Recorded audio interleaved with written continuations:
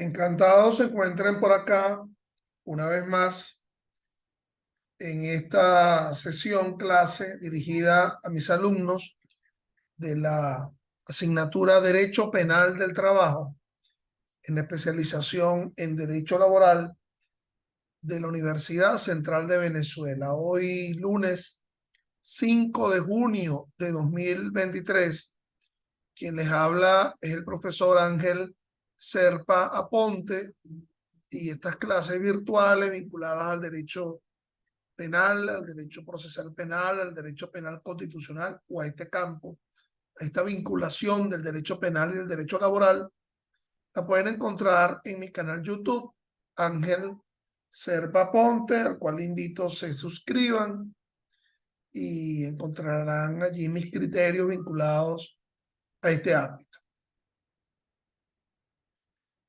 Bueno, estimados míos, hoy quise ingresar de una vez en la sesión, habida cuenta que la semana pasada, frente a mis alumnos, no pudimos abordar lo vinculado a la asignatura. No recuerdo ahorita qué problema técnico o de vinculación con otra asignatura.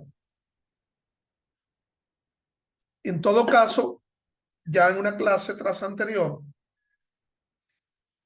que creo no quedó grabada, pero que fue impartida porque ustedes ingresaron a ella, habíamos asomado el tema de la vinculación del derecho laboral en el ámbito del ingreso del constitucionalismo en el estamento jurídico mundial, y el hecho de que pertenecía a un ámbito de lo que se denominan constituciones de Estado social de derecho, a partir de la cual se enarbola el concepto de débil jurídico y por lo tanto la noción de un derecho social que no acuña precisamente las características esenciales del derecho privado, pero que tampoco acuña las características esenciales del derecho público. Es una especie de derecho intermedio en donde la consideración del débil jurídico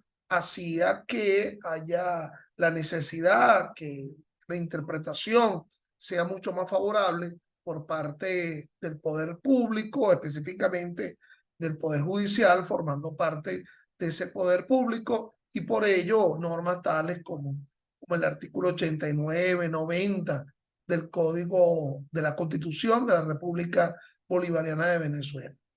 Entonces, ahora sin más, en estas dos sesiones de hoy, del día de hoy, recordemos que la clase normalmente es de 5 a 6:30 de la tarde, como está concebido dentro del posgrado, pero que por razones vinculadas hoy a que tuve que atender una conferencia Zoom de un gran amigo que no podía dejar de estar en tiempo real.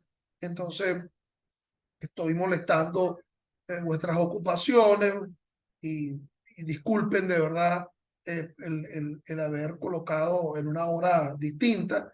En todo caso, lo que quiero significar es que, bueno, si estamos comenzando a las 6:30, estas dos sesiones deberían culminar a las 8 de la noche, que sería cuando en tiempo real, en los que vean esto en forma diferido, esto le significará una menor importancia. En todo caso, cuando concluya la, digamos, el tiempo originario que me tiene concebida la plataforma en la primera sesión, ingresarán con la misma coordenada los que bien tengan gusto para la segunda temporada, para la segunda sesión, pero sobre todo mis alumnos que tienen el deber de asistencia dentro de este posgrado. Fíjense que, como se había anunciado, hoy vamos a hacer una especie de aproximación de la teoría del delito en el ámbito de la dogmática jurídico-penal para irla acoplando de alguna forma en el esquema de este derecho penal del trabajo. Recordemos, como lo había dicho inicialmente, que este derecho penal del trabajo se iba a ocupar de situaciones de hecho que estuviesen vinculados en el ámbito de lo laboral, en lo que atañe a relaciones de contrato individual o de contrato colectivo de trabajo, que pudiera tener como consecuencia jurídica una sanción penal. bien sea que fuesen tipos penales presentes en cuerpos de ilicitud penal ortodoxa, como el Código Penal, o bien sean cuerpos, o bien sean tipos penales que se encuentren en el ámbito de cuerpos de ilicitud penal colateral, como pudiera ser colateral para lo penal, como pudiera ser, qué sé yo, ley institucional del sector bancario o hasta la propia ley orgánica del trabajo, los trabajadores y las trabajadoras, y específicamente la ley orgánica de condiciones y medio ambiente del trabajo, cuyos tipos penales obviamente no se encuentran en el ámbito de un derecho, de una norma penal ortodoxa, como sería el Código Penal. Pero el Código Penal, en el caso del derecho penal del trabajo, va a servir de mecanismo interpretativo. Sus principios, sus dogmas, sus valores van a servir de mecanismo interpretativo si estamos hablando de derechos de delitos laborales.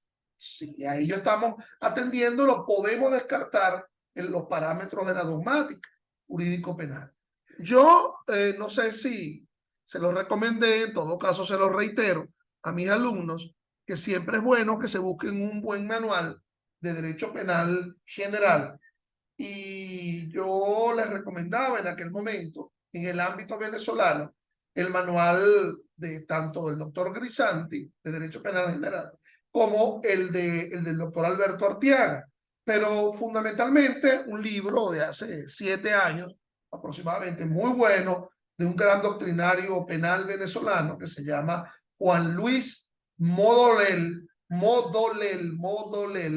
que se denomina Teoría del Delito, que fue publicado, un libro pequeño, pero muy interesante, muy actualizado. El doctor Modolel es uno de los dogmáticos venezolanos más densos, más preclaros que podamos encontrar. Ya no está en Venezuela, se encuentra en Chile, en la Universidad Hurtado, allá de Santiago, pero bueno, siempre no se vincula al ámbito de estos cursos virtuales, es profesor constante pues, de la especialización en ciencias penales de la Universidad Central de Venezuela, y entiendo que también lo es en las especializaciones en la Universidad Católica Andrés Bello. Entonces, teoría del delito. Entonces, bueno, asumiendo ello, yo creo que es bueno en esta sesión de hoy asumir un tanto como una especie de píldora, como una especie de pastillita, ¿verdad? Para volver al ámbito de la dogmática jurídico penal a alumnos que están en el ejercicio de la profesión, del ejercicio profesional del derecho en el ámbito de lo laboral, pero que de alguna forma también están interesados en esta relación entre derecho penal y derecho laboral, que se encuentran cursando esta asignatura conmigo. Bueno, ante ello, hay que asumir, hay que entender que el delito se perfila, se percibe no como una realidad estática, singular en sus elementos, sino que es una realidad plural, es una conformidad, una conformación plural de elementos, lo que configura el delito. Lo podríamos ver casi a nivel gráfico, ¿verdad? Digamos, si tomamos este rectángulo de la imagen, ¿verdad? Lo podríamos asumir en una visión, digamos, perpendicular del asunto. Y en un lado tendríamos el llamado aspecto objetivo del delito, que es lo que suele denominarse la causación. Causación.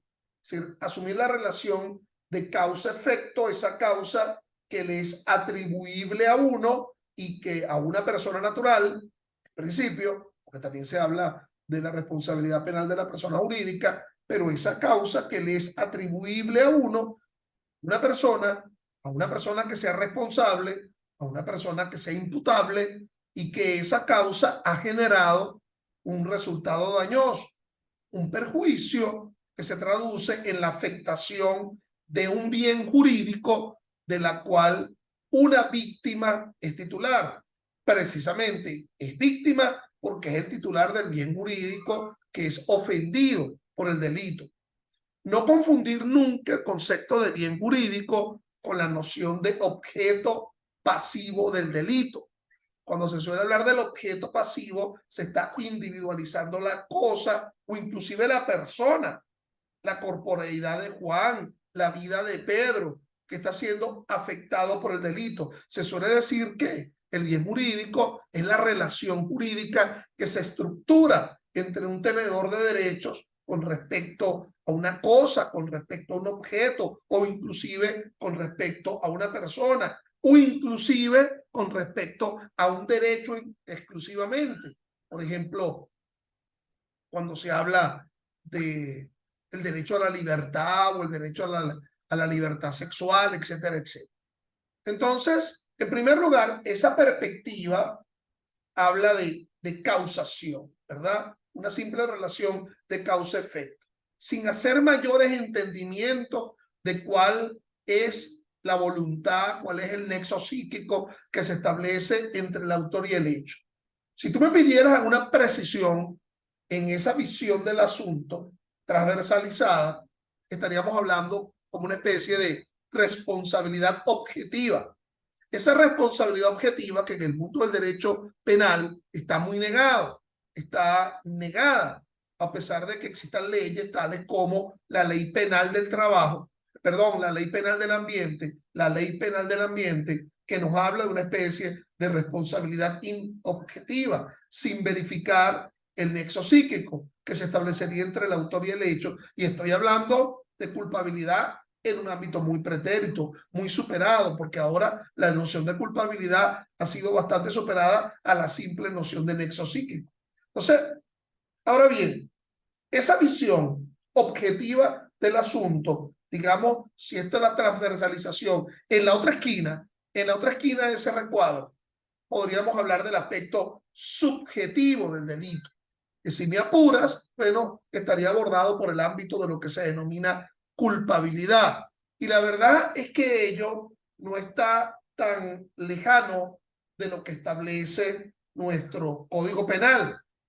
En su libro primero, toda la dogmática jurídico-penal, bueno, procede fundamentalmente de lo que establece ese libro primero del Código Penal, más los reacomodos doctrinarios, más la jurisprudencia que se haya venido ensamblando, pero esa jurisprudencia con sumo cuidado, porque nos encontramos en el ámbito de un derecho estatuido.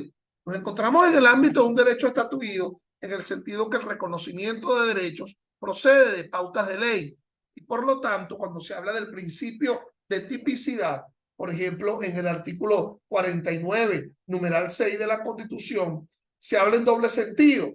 Una tipicidad general, que sería la dogmática jurídico-penal, que está en el libro primero del Código Penal, y de allí se deriva, por ejemplo, y aunque fuese por exclusión, la antijuridicidad, cuando se habla de las causas de justificación, y de ahí se deriva precisamente las causas de inculpación o exculpación, cuando se ve la enfermedad que releva libertad y conciencia de los actos, cuando allí se ve en ese libro primero lo que se denomina como las condiciones objetivas de punibilidad, es decir, elementos que están presentes dentro de los tipos penales. Entonces, esa noción, digamos, transversal del delito, entendiendo una diferenciación entre aspecto objetivo y aspecto subjetivo, a mí se me parece mucho, por ejemplo, a lo que se hablaba antes en el Código de Enjuiciamiento Criminal, ese código que estuvo vigente entre nosotros hasta el año 1999, porque en plena, hacia la mitad del año 99, 1999, empezó a regir el Código Orgánico Procesal Penal, que es de carácter acusatorio, pero en el viejo Código de Enjuiciamiento Criminal se hablaba de elementos, se hablaba de fundados elementos del cuerpo del delito y de la culpabilidad. Se distinguía así el asunto. Cuerpo del delito y de la culpabilidad. Cuando se habla de cuerpo del delito, pues no es solamente en función del muerto, ¿ok? Sino que obviamente estamos hablando de los aspectos objetivos que vinculan la relación causal, el haber causado un resultado dañoso, un resultado antijurídico, un resultado injusto. De ahí pasamos a una visión, digamos, vertical del asunto. Y discúlpenme por graficar esto, siempre en una noción geométrica, una visión, digamos, vertical del asunto.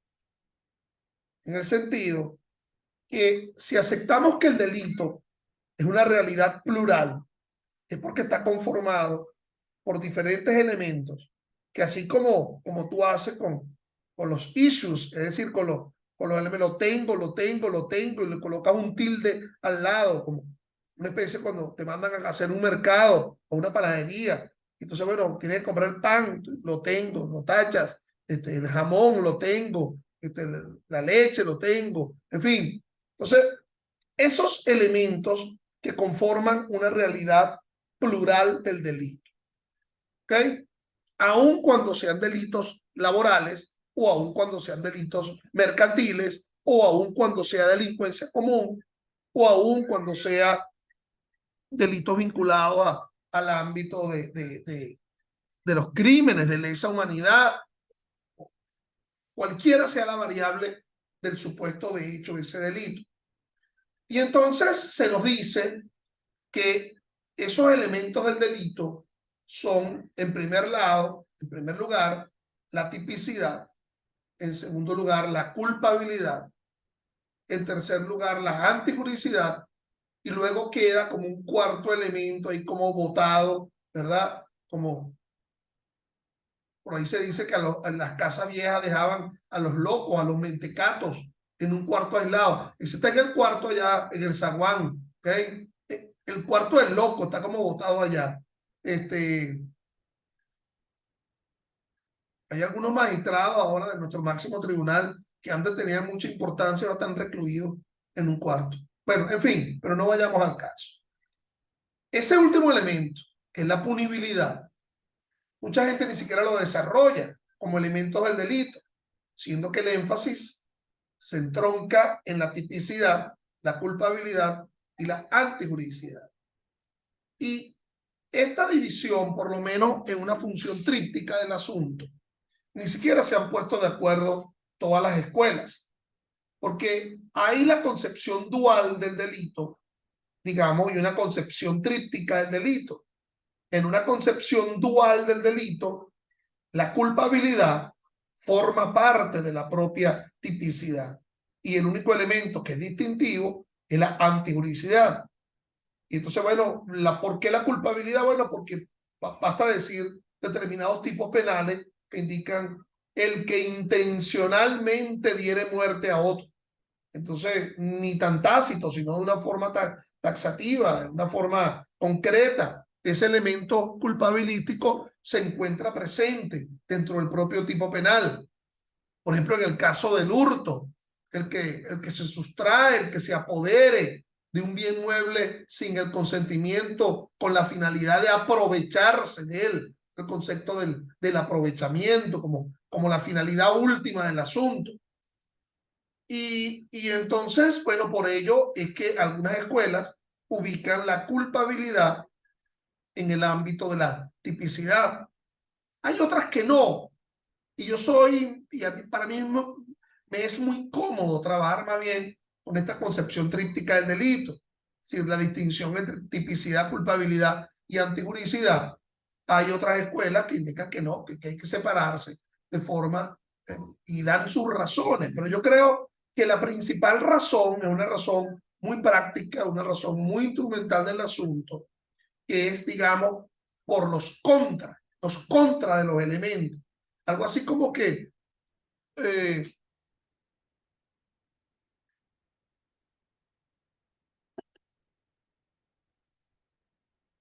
existen venenos, uno proviene de una cascabel, otro proviene de un alacrán, en fin, y existen los antídotos.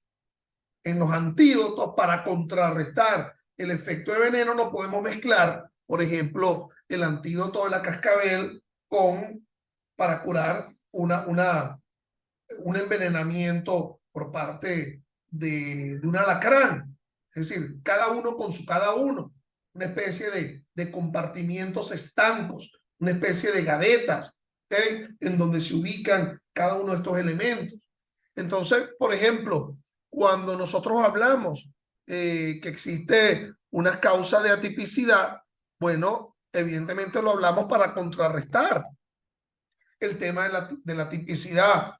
Cuando hablamos de una causa de justificación, no lo vamos a mezclar con la culpabilidad. Las causas de justificación de alguna forma justifican el hecho, de alguna forma no hacen antijurídico el hecho, juridizan el hecho y entonces está asumándose en el aspecto de la antijuridicidad. Cuando hablamos de una causa de exculpación, una causa de no culpabilidad, lo enfocamos desde el punto de vista de la culpabilidad. Entonces, por ello, para mí me resulta mucho más cómodo hablar de esa distinción entre tipicidad, culpabilidad y antijuridicidad y que desemboca finalmente en la punibilidad.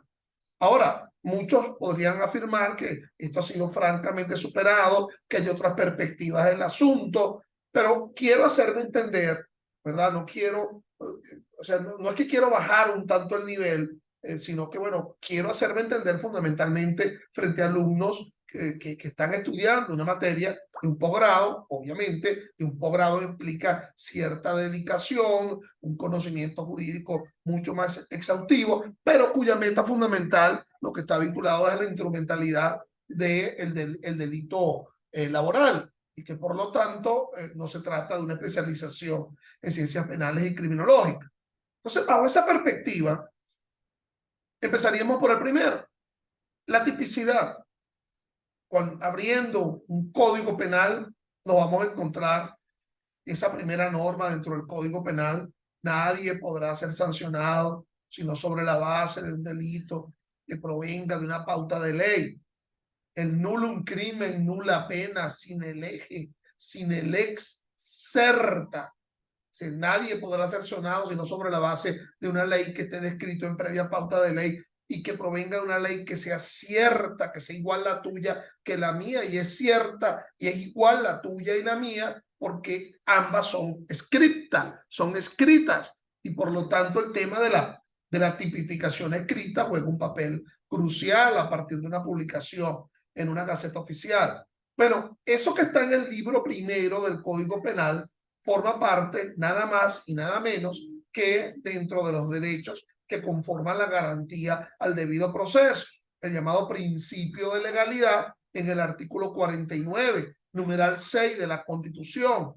Por cierto, no es el único principio de legalidad en el ámbito de lo penal que está allí descrito, porque también nos encontramos el principio de legalidad adjetiva, en el sentido que los actos procesales tienen que estar descritos en previa pauta de ley. Ahí está en el artículo 253 de la Constitución, la taxatividad de los actos procesales. Todo el mundo se engolosina con el principio de legalidad sustantivo y olvidándonos también del principio de legalidad adjetivo. Los actos procesales también descritos en previa pauta de ley, pero solamente los ilícitos penales se pueden llamar típicos. La tipicidad, en cambio, los actos procesales, hablamos de que son taxativos. Pero también habría un tercer principio de legalidad, el principio de legalidad probatorio. Allí en el artículo 183 del Código Orgánico Procesal Penal. Bueno, el quehacer probatorio en un proceso tiene que ser atendiendo la pauta de ley que describa ese quehacer probatorio en ley adjetiva.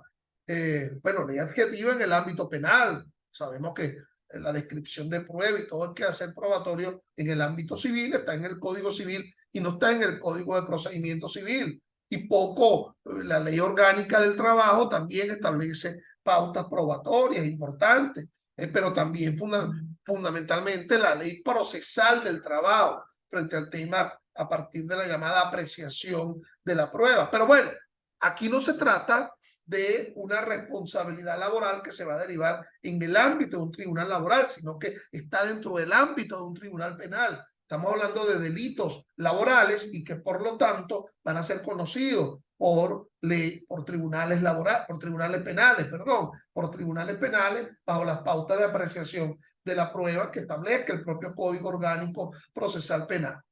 Pero en lo que nos ocupa, decía yo, es el tema de la tipicidad. El famoso Tat des Tan, allá de Ernest Belling, que también de alguna forma rescató Feuerbach, y ya yo he dicho que hay dos principios de tipicidad que son fundamentales.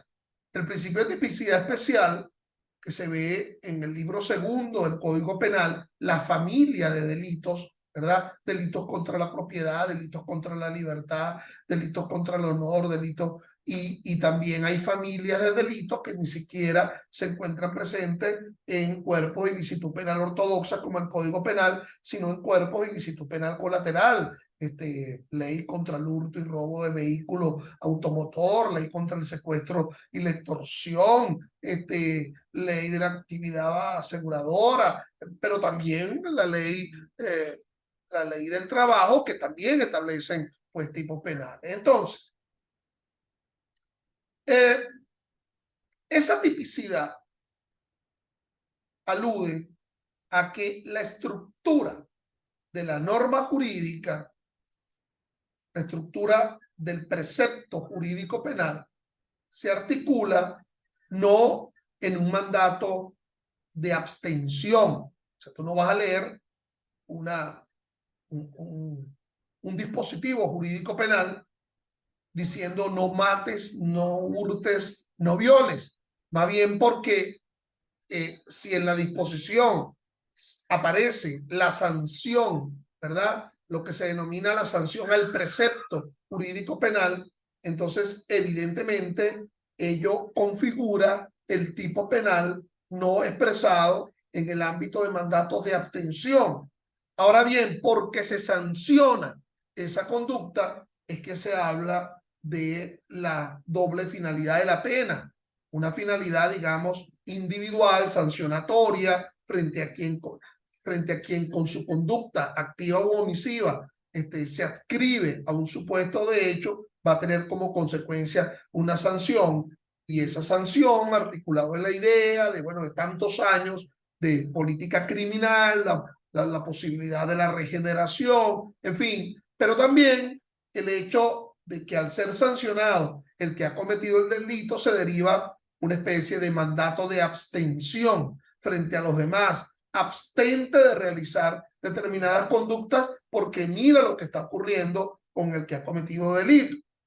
Obviamente que el tema de la sanción de alguna forma ya ha venido siendo superado, inclusive como lo establece nuestra propia Constitución en su artículo 30, qué mejor artículo para definir el principio de legalidad y el derecho que tiene la víctima. Nos dice el 30 de la Constitución que el poder público debe asumir, debe procurar la sanción y resarción frente a la comisión de delitos comunes. O sea que ya no es tan importante el tema de la sanción, sino que también es mucho más importante el tema de la resarción. Y ya no solamente estamos hablando de la llamada acción civil derivado de hecho ilícito penal, sino que estamos hablando de figuras tales como el acuerdo reparatorio, allí en el Código Orgánico Procesal Penal, en su artículo 42 y 41, o la suspensión condicional del proceso y el llamado régimen de prueba a favor de la víctima, como lo describe el artículo 43 y siguiente del Código Orgánico Procesal Penal. Entonces, volviendo a la tipicidad clásica neta del asunto. Por cierto, les indico que cuando concluya, como les mencionaba con anterioridad, la primera parte de esta sesión de hoy, van a ingresar para la segunda parte con las mismas coordenadas, con la cual están ingresando a esta, no solamente por el tema de que estoy trabajando en la plataforma Zoom, sino que me es mucho más adecuado para, o se dice, para ubicar estas clases en Zoom, en YouTube, perdón, ubicarlas en 40 minutos máximo, porque nadie soporta estar viendo una clase de derecho de más de 40 minutos. Entonces, esa estructura de la norma jurídico penal no es distinta a la estructura de cualquier otra norma jurídica, a cualquier otra disposición. Es decir, el concepto de supuesto de hecho y consecuencia jurídica. Bueno, el supuesto de hecho en una norma laboral propiamente dicho serán consecuencias jurídicas vinculadas al ámbito de ese tipo especial de derecho. El que acepte un contrato para la realización de, como se suele decir, los 5 elementos esenciales del contrato de trabajo, el test de laborabilidad, subordinación, condiciones inmediatamente del trabajo, remuneración, dependencia. Entonces, como elementos esenciales, eso va a traer una consecuencia jurídica. Ser considerado trabajador, ser considerado empleador, ser considerado obrero, ser considerado empleado. En el ámbito de lo penal, obviamente, tenemos una consecuencia jurídica distintiva de toda otra disciplina, que es la sanción. Por eso que se suele decir que el derecho penal es la ratio última, en el sentido de lo que no pueda ser resuelto en un ámbito no penal, entonces acudir al derecho penal como ratio última porque se está afectando bienes jurídicos de reconocimiento colectivo, de reconocimiento público, y son bienes de mucha significación. La Constitución como un elenco de bienes jurídicos que es protegido en ratio última por el derecho penal, propiedad, vida, libertad, etc. Entonces, esa estructura de la norma jurídico penal se asume la idea de un supuesto de hecho y de una consecuencia jurídica que sería la sanción. Obviamente me estoy refiriendo a la estructura de la norma jurídico penal tipificadora de delitos, porque si estamos hablando de la estructura de una norma jurídico penal descriptiva de un principio o descriptiva de un valor, por ejemplo, artículo 61 del Código Penal, quizás es la norma más importante del Código Penal después de la tipicidad, artículo primero del Código Penal, artículo 61, que nos habla de ese principio de culpabilidad, entonces en el sentido de que nadie es responsable por solamente hacer sin querer, o nadie es responsable por querer sin hacer. Cogitationem nemo partitur es, los pensamientos no delinquen, y que por lo tanto ser responsable haciendo queriendo, porque tampoco ser responsable queriendo sin hacer. Entonces, el concepto de la intención allí en ese artículo 61, pero también te podría hablar de otra norma jurídico penal, artículo 65 del Código Penal en cada uno de sus literales. Entonces, si se dan los supuestos de la legítima defensa, ahí en el numeral tercero, del artículo 65 del Código Penal, entonces proporcionalidad de los medios, falta de provocación suficiente, y la agresión injusta, bueno, entonces consecuencia jurídica es estoy justificado para haber realizado esa conducta porque estoy en medio de una causa de justificación. Pero vamos a volver a la clásica noción de la estructura de la norma jurídico penal, digamos de parte especial, que sería la que vamos a abordar dentro de este posgrado. Supuestos de hecho y consecuencias jurídicas. Esos supuestos de hecho pueden estar repletos de normas de diferentes tipos de elementos. Supuesto de hecho. Hay supuestos de hecho que tienen elementos de carácter descriptivos, que se suelen decir son los supuestos de hecho, son los elementos de carácter naturalísticos. ¿Okay? Bueno, se conocen a partir de la propia vivencia de cada uno de nosotros. Nadie tendría por qué explicarlo. Es muy entendible. O sea, no hay ningún reglamento en el Código Penal que me hable de la noción de muerte. El que intencionalmente diere muerte a otro y nadie explica la noción de muerte, cesación de funciones vitales, por ejemplo. Pero que también eso ameritaría, no es tan baladí el asunto, porque, por ejemplo, si asumimos que hay una muerte, corazón no funciona, o existe una muerte cerebral. Entonces, bueno, las consideraciones que vienen al caso. Y también alguien se pudiera asumir y diría, bueno, la persona natural tiene aptitud para tener derechos y contraer obligaciones.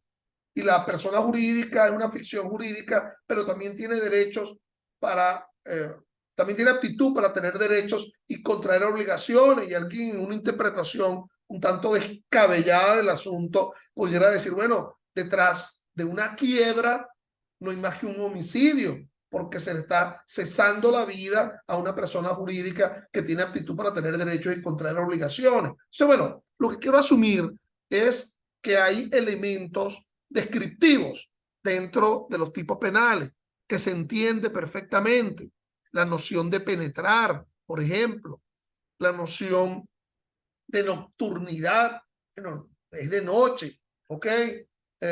La noción de sustraer, o sea, tomar una cosa, mueble, en fin.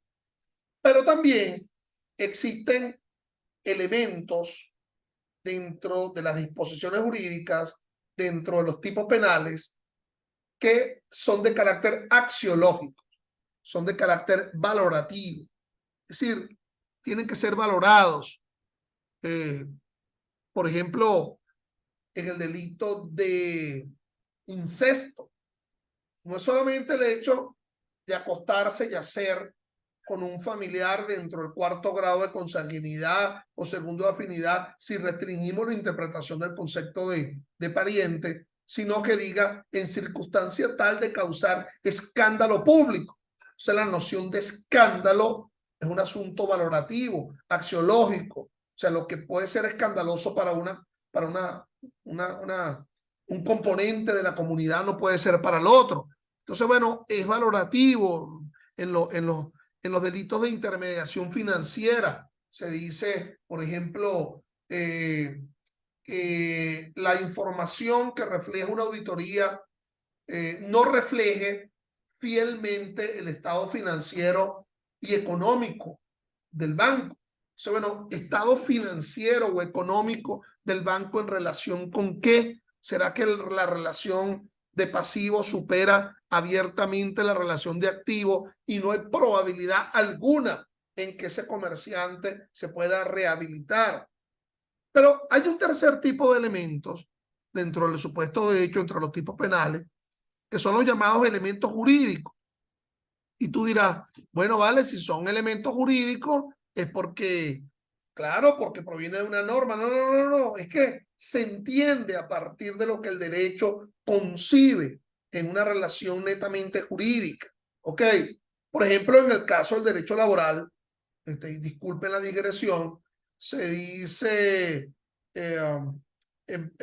empresa vinculada o afín. Es decir, el concepto de trabajo, perdón, de empleador vinculado o afín. Entonces el concepto se maneja es a partir del propio derecho, cuando la relación de activo